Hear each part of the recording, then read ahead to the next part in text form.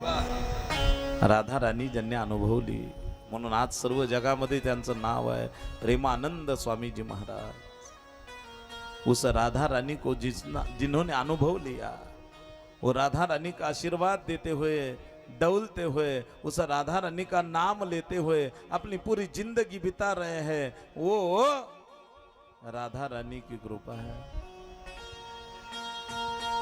हमने भी उस राधा रानी से प्रार्थना करनी है।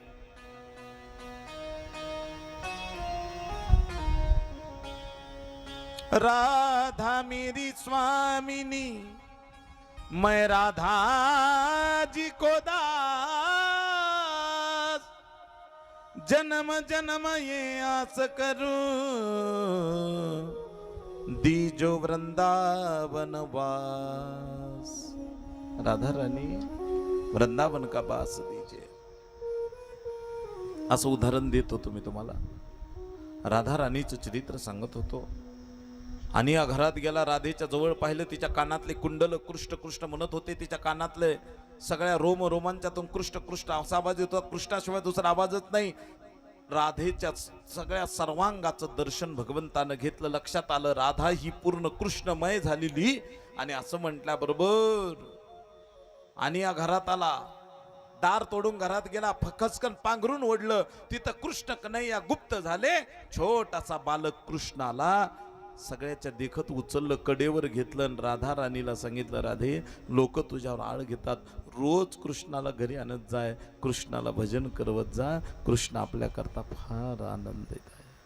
सगळ्याच्या देखत कन्हैया निघाला। यशोदा मैया म्हणली, कृष्णा तुझ्यावर लोक आळ घेतात, बरं तू इथं राहू नको, आता तू इथून निघून जा। म्हणून भगवंतानं 9 लाख गायीच्या पाठीमागे जाण्याचा निर्णय घेतला, गोपवेश घेतला आणि भगवान वृंदावनात जाऊ लागले। वृंदावनात जाता जाता आगासूर बकासूर रथासूर प्रंबासूर दैत्याचा वध केला। भगवंतानं गोपाळ काला केला आणि गोपाळ काला करून गवळणींचं सगळ्या गोपाळांचं रक्षण केलं। वृंदावनात जाऊन गोपाळ काला म्हणजे फार गोड आणि फार दिव्य आहे, फार सुंदर आहे। त्या काल्याचं वर्णन आहे, तो प्रसंग आहे, किती गायला तरी कमी आहे महाराज। सत्य, त्रेता, द्वापार आणि कली अशा 4 युगामध्ये भगवंतानं अनेक अवतार घेतले। त्यातला आपल्या करता सगळ्यात सुंदर आणि भगवंतानं द्वापार युगात घेतलेला भगवान श्रीकृष्ण अवतार आणि ही कृष्ण कथा फार गोड आणि फार दिव्य आहे। सगळ्यात अद्भुत कथा केली, त्याचं नाव आहे गोपाळ काला। गोपाळ काला या शब्दाचा अर्थ काय? 3 प्रकारचे काले आहेत गोपाळ काल्यामध्ये। 1 हरिनामाचा खिचडी काला, 2 वस्तुनिर्देशक काला आणि 3 जीव ब्रह्म ऐक्य ज्ञानाचा काला। काला करण्याकरता दहीन लाह्याच का वापरतात, कधी विचार केला का? दहीन लाह्याच का वापरतात? काय म्हणले?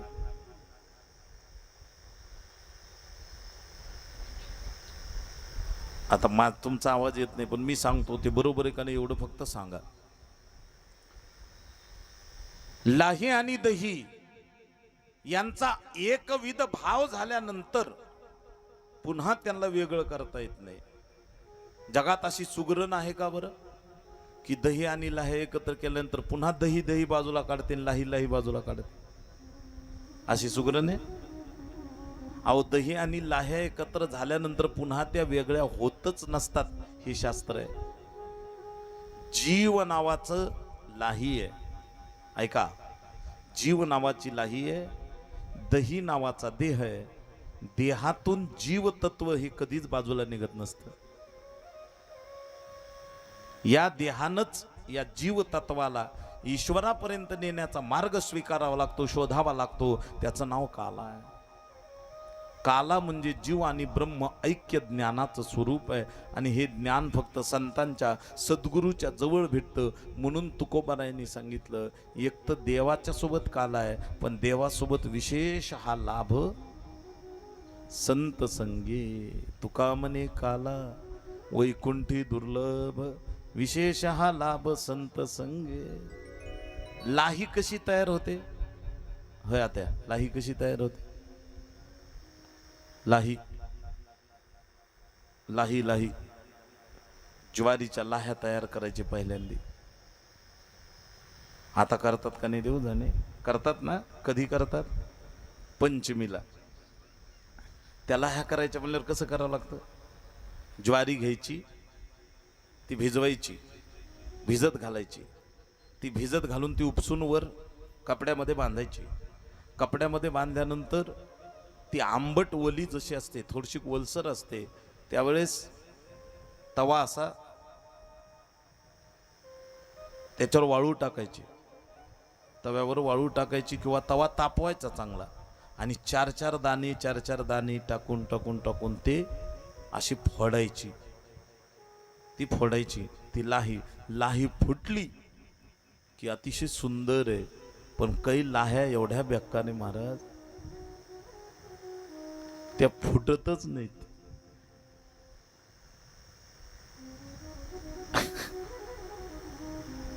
पहा बरं, माझे शब्द लक्षात घ्या बरं का बा. लाहीनं फुटत जाव, बगर फुटल्याच राहत जाऊ नये. कसं फुटत जाव? आपल्याकडं लाह्या फुटत नाही, गावऱ्या जास्त फुटतात. लाहीनं फुटावं. कसं फुटावं ऐका. जीव नावाची ज्वारी आहे. आपण परमार्थ भक्ती करतो, ती भक्ती नावाचं भिजवण आहे. आणि भक्ती भिजवण्यामध्ये भिजल्यानंतर मग अनुताप नावाच्या अग्नीचा चटका आहे. अनुताप म्हणजे मी जन्माला आलोय कशा करता, माझा जन्म काय, मी काय करावं, हा अनुतापाचा चटका आहे. आणि हा चटका दिल्यानंतर जाग्यावर काळी होते, जाग्यावर फुटते. आणि ह्या लाहीचा त्या तयार होत होते लाही. बीज भाजूनी झाली लाही, आम्हा जन्म मरण नाही. तुमच्या आमच्या जीवनात अशी लाही व्हावी. आपल्या जीवनात काला होतो बरं.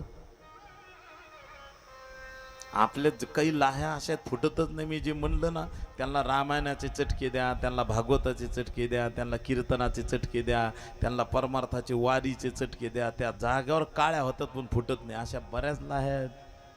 लाहीनं फुटत जाव, जाग्यावर काळ होऊ नये.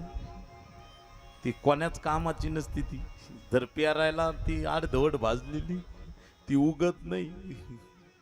अंदर खायला नीट राहत नाही. म्हणून काळी होऊ नये, लाहीनं फुटावं. असं गोड चरित्र आहे. काला झाला भगवंतानं. सगळ्यात मधोमध बसला गोपाळ, सगळे बसवले, भगवंतानं काला केला. काय गोड काल्याचा प्रसंग आहे. कसा दिसत होता देव, त्याचं वर्णन करतो ऐका.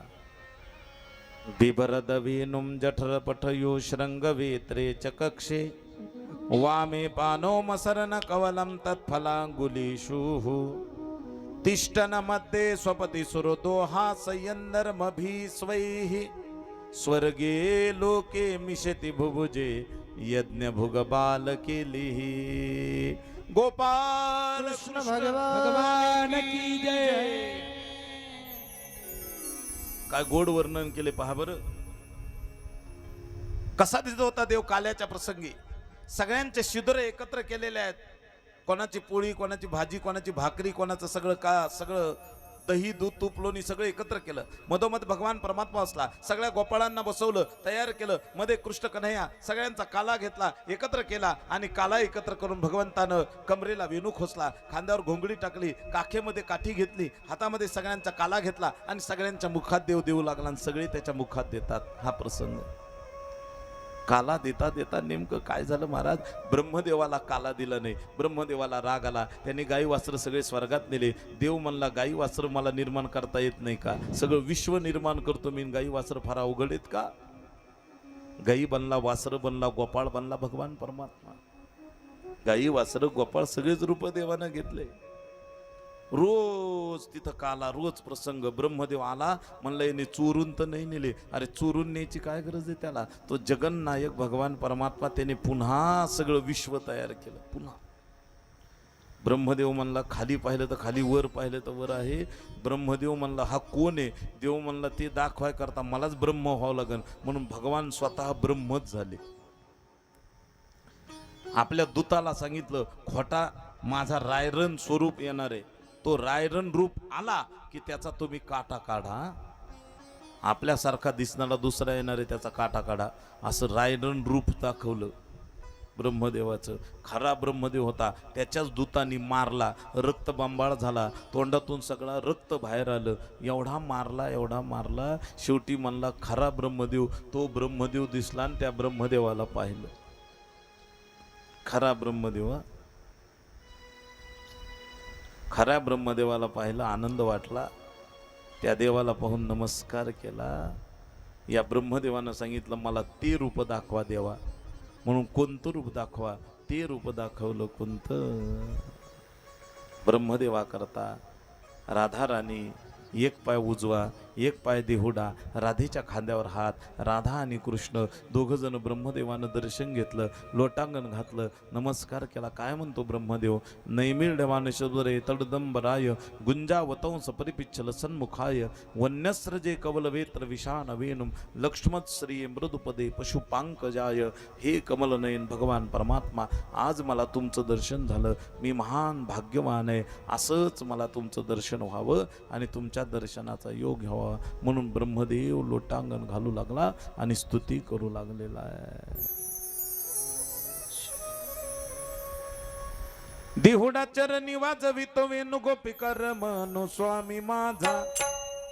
देहुडा चरणी वाजवितो वेणू गोपिकर मनो स्वामी माझा. देहुडा चरणी गोपिकर मनो गोपिकर मनो स्वामी माझा. देहुडा चरणी वाजवितो वेणू गोपिकर मनो स्वामी माझा. गोपिकार मनो गोपिकार मनो गोपिकार मनो स्वामी माझा. देखील लगे माई यमुनेच्या तीरी हात कांद्यावर राधिकेच्या. देखील लगे माई यमुनेच्या तीरी हात कांद्यावर राधिकेच्या.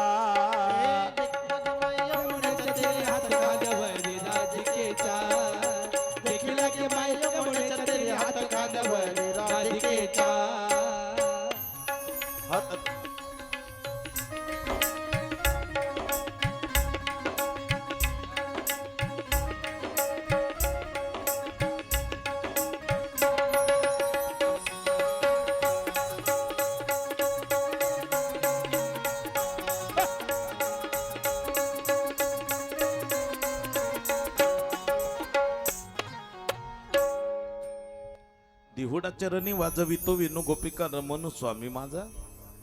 देखील लागे माई यमुनेच्या तीरी हात खांद्यावरी राधिकेच्या. असा गोड कृष्ण कन्हैया पाहिला. ब्रह्मदेवाचा अभिमान दूर झाला आणि ब्रह्मदेव स्तुती करून निघून गेला. अशा किती कथा सांगायच्या, अनंत कथा आहेत.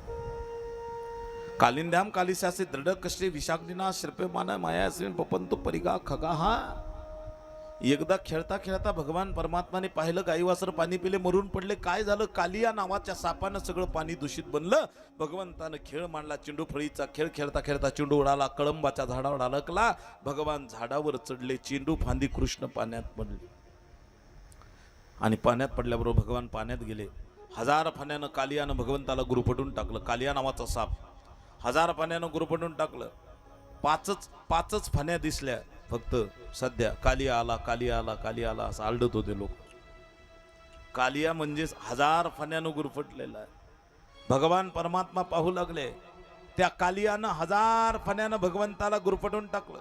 देवानं अंग फुगवलं. तट तट तट तट तट त्याचे मणके वाजले. 1000 फण्यानं गुरफटलं, तट तट मणके वाजले. डोक्यावर गेला, देव नाचायला लागला. ऐका, लक्ष द्या, इकडे लक्ष द्या. देव नाचायला लागला. रक्ताच्या गुळण्या कालिया ओकू लागल्या. कालियाच्या पत्न्या आडव्या आल्या आणि त्या कालियाच्या पत्न्या आडव्या होऊन पदर पसरतात आणि हाक मारतात. ऐका, माझा प्रश्न आहे संबंध माता मावल्यांना, ज्या विवाहित माता मावल्या आहेत त्यांना सगळ्यांना प्रश्न आहे. सगळ्यात मोठा दागिना जगात कोणता आहे? कोणता दागिना आहे? सगळ्यात मोठा दागिना जगातला कोणता दागिना?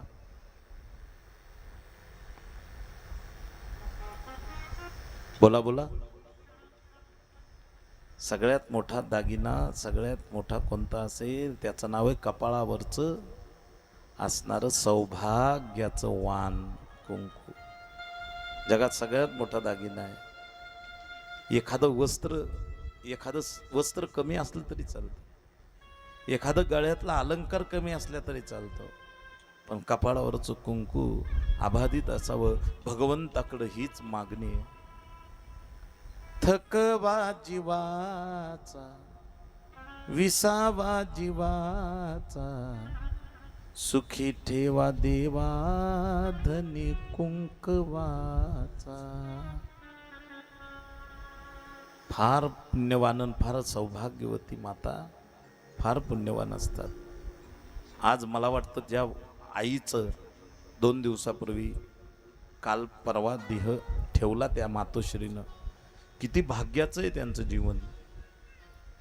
सगळे मुलं बाळं करतायत आणि सौभाग्यवती भरल्या कपाळानं त्या गेल्या. कालच आमचं अण्णाचं आमचं बोलणं झालं होतं. अण्णांनी मला सांगितलं की त्या दवाखान्यात आहेत आणि आमच्या लेकीच्या लेकीचं म्हणजे नातीचं लग्न आहे, ती दवाखान्यात आहे. त्यांचं चेहऱ्यावर दुःख वाटत नव्हतं अण्णाच्या, फक्त त्यांच्या मनात एक भाव होता की बस ईश्वरानं ती कमवलं, ती कमाई तिच्या आयुष्यात करून दिली, तिची भक्ती उदयाला आली. म्हणून त्या मातोश्री सौभाग्याचं वाण घेऊन, अखंड सौभाग्याचं वाण घेऊन ही लोकांची यात्रा संपून गेला. हे फार भाग्याचं आहे. असा मृत्यू अशा वयात येणं हे चांगलं, हे सौभाग्याचं लक्षण आहे. पुन्हा सगळे योग जुळून आले. उत्तरायण होतं, उत्तरायण आहे, सौभाग्याचं वाण आहे, आणि पुन्हा जे उद्धाराकरता श्रीमद भागवत कथा चालते ते भागवत कथेचं ज्ञान आहे. या सगळ्याचा त्रिवेणी संगम करून त्यांच्या आयुष्याचं परिपूर्णता आहे. सगळी हिस्ट्री मला अण्णांना सांगितली. ते म्हणले आपल्याला पूर्ण, मला कुठं आळंदीला जाता आलं नाही, मला कुठं पंढरपूरला जाता आलं नाही, मला कुठे ज्ञान घेण्याकरता जाता आलं नाही. शेतीची सगळी जबाबदारी माझ्यावर होती. आम्ही सगळे भाऊ एकत्र होतो.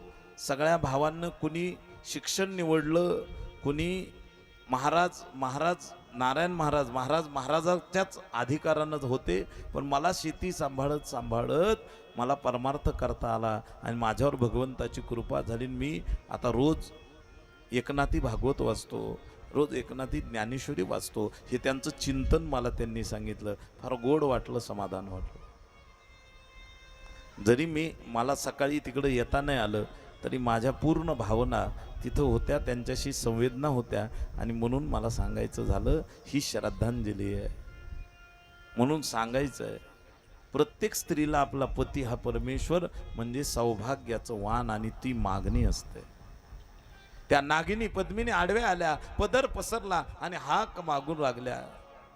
न्यायो हि दंड कृत किल्बिषेस्मिन् स्तवावतार खल निग्रहाय रिपो सुताना मपितुल्य दृष्टेर धत्सेदमं फल नेवानुशंस अनुग्रहोयं भवतो सतो हिनो दंडो सतां ते खलु कल्मषापः यदत् ददंशु त्वममुष्य देहिनः तेने पितदनो ग्रहणीयशीलाः. हे देवा, माझं तुम्ही कल्याण करा असं भगवंताला विनंती केली. देव म्हणला तुम्हाला राहण्याला रमणक द्वीप दिलं, तुम्ही तिथं सोडून इथं का आलात? त्या म्हणतात तिथं आम्हाला तुमचा गरुड खातो.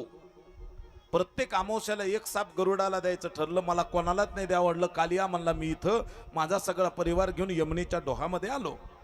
म्हणजे यमुनेच्या डोहात आल्यानंतर मग इथं गरुड खात नाही का? म्हणले खात नाही. का? इथं कालिया नावाचा साप आहे आणि कालिया नावाच्या सापापासून, त्याच्यामुळे इथं कालिया नावाचा साप आहे. इथं यमुनेच्या डोहात गरुड येत नाही. का येत नाही? ऐका, सांगतो तुम्हाला. सौभरी नावाचा ऋषी स्नान संध्या करत होता. स्नान संध्या करण्याकरता तिथं आला होता. गरुड येऊन तिथं मासे खाऊ लागला. ते मासे चिडचिड ओरडू लागले. म्हणून त्यांनी शाप दिला, गरुडा आजपासून यमुनेच्या डोहात येशील तर जाऊन राख होशील. हे मला माहिती होतं, म्हणून मी इथं येऊन राहतो. हे गरुडानं सांगितलं, हे कालियानं सांगितलं, भगवंतानं सांगितलं, जा गरुडा, ज्याच्या मस्तकावर 10चा आकडा आहे ज्याच्या मस्तकावर 10चा आकडा आहे, ज्याच्या मस्तकावर पूर्ण असं नाग आहे, अस्सल नाग, तो कालियाचा वंश आहे. त्या कालियाच्या वंशाला गरुड खात नाही. लक्ष द्या मी काय सांगतोय. कालियाच्या वंशाला गरुड खात नाही, ही त्यातलं चरित्र आहे. असं त्याची कथा आहे. अशा प्रकारे कालियाचं मर्दन केलं. पाण्यातलं चरित्र झालं, पण वर उभं वारं सुटलं. लक्ष द्या बरं, बाकीच्या गोष्टी जाऊ द्या, इकडं लक्ष द्या. भगवान परमात्मा वर उभं वारं सुटलं. यशोदा माता पळत आली, जीवाचा आकांत झाला. जमिनीवर अंग टाकलं, गडबड लोळू लागली. कृष्णा, तुम्ही पाण्यात बुडाले, तुमच्याशिवाय मी जगू कसं, मी राहू कसं? डोळ्यातून गळगळ गळगळ गळगळ अश्रुधारा वाहतात. आणि यशोदेनं प्राण सोडला. जीवीची या जीवा, प्रेम भावाची या बावा, तुझा विन केशवा आणून आवडे. जीवीची या जीवा, प्रेम भावाची या बाबा. जीवीचा जीवन परमात्मा, तुझ्याशिवाय आम्ही जगू शकत नाही. जमिनीवर अंग टाकलं, गडबड गडबड लोळू लागली. जगताय आई, आई. कोणाच आईच्या समोरून तिचं लेकरू असं पाण्यात जाऊ नये. कोणाच आईच्या समोरून लेकरू जाऊ नये, लेकरू मरू नये. आकांत होतो, आकांत होतो, जीवाचा आकांत होतो. यशोदा माता जवळ आली, यमुनेच्या काठावर आली. गडबड गडबड लोळू लागली.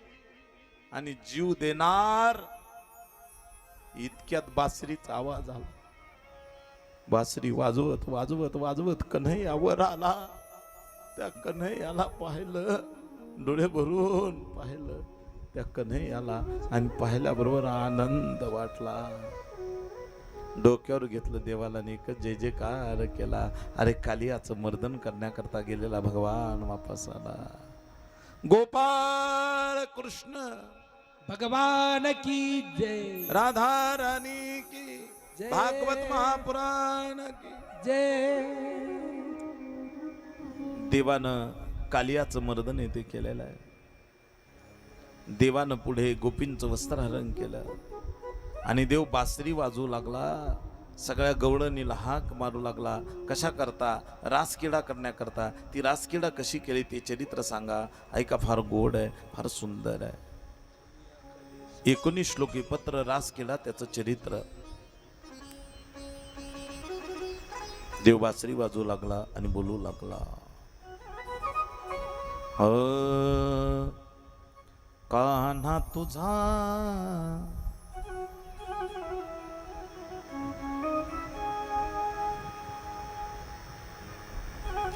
गलाडका, मुरलीने मारी हाका. कान्हा तुझा लाडका, मुरलीने मारी हाका. यशोदे तुझा लाडका, मुरलीने मारी हाका. यशोदे तुझा लाडका,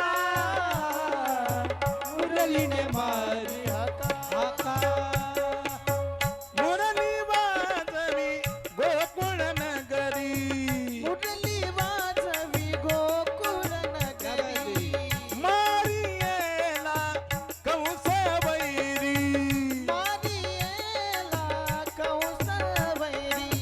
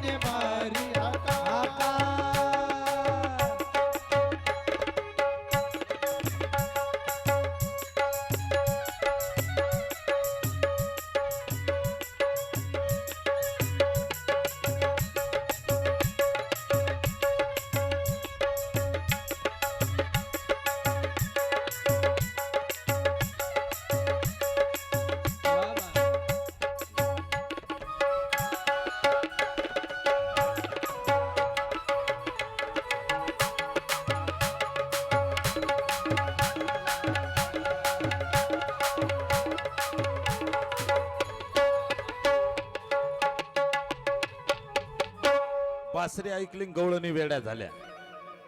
कशा वेळा झाल्या? काजळ घेतलं, काजळ कपाळाला लावलं, कुंकू घेतलं, डोळ्यात घातलं आणि जसके नाचत नाचत आंबाबाई निघाली तशीच चल.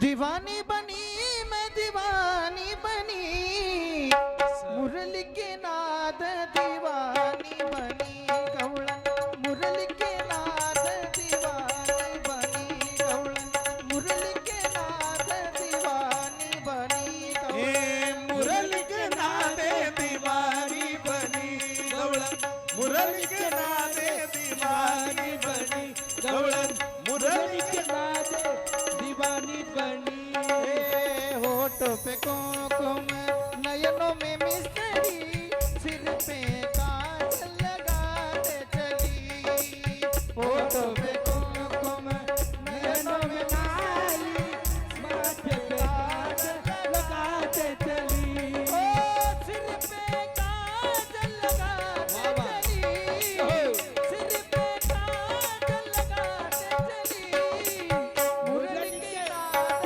दीवानी बनी गवळण मुरली के नाद दीवानी बनी गवळण मुरली के नाद दीवानी बनी दीवानी बनी दीवानी बनी दीवानी बनी मुरली के नादे दीवानी बनी गवळण मुरली के नादे दीवानी बनी गवळण मुरली के नाद दीवानी बनी काजळ घेतलं, काजळ कपाळाला लावलं, कुंकू घेतलं,